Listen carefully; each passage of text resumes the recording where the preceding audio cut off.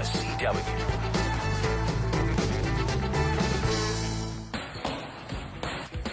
He is one of the most dangerous men in the entire world, and I say that without a hint of exaggeration.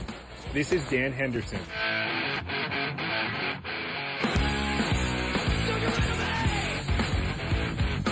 Trained in Greco-Roman style wrestling, Dan has fought in the Olympics twice and holds the Pride Fighting Welterweight Championship belt for mixed martial arts. Strangest part of it all is he's also a really nice guy. That being said, he was more than happy to throw me around like a sack of potatoes. Dan is also trained as a dirty boxer, which is his way of striking fast and keeping control. I typically like to have an underhook and this collar tie. When I let go of the underhook to strike, you're wide open for some knees. And all I've got is one free arm. Right. Even when you have him in a perfect choke, he slides right out. Dan gave me a few tips on takedowns I won't soon forget.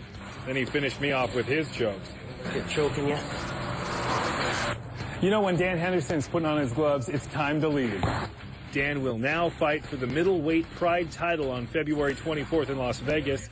And if he is successful, he will be the first mixed martial arts fighter to hold 2 belts in 2 separate weight classes. He will be facing his longtime rival, Wanderlei Silva, the current middleweight champion of Pride. It's been 6 years since their last fight, in which Silva beat Henderson by decision. Looking at our faces afterwards, you wouldn't think I was the one that lost, but, you know, he won the fight. He did a good job then, and I'm much more prepared and much more skilled now than I was then.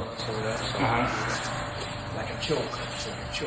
He's not the only one who thinks that. Brazilian Jiu-Jitsu professor John Machado has trained many Pride fighters over the years and says Dan has the edge. I think he's more mature. His mind is better prepared. You know, the mental game is the key, so you must be ready physically and mentally. The night is set, the players are ready, and like all mixed martial arts, anything goes.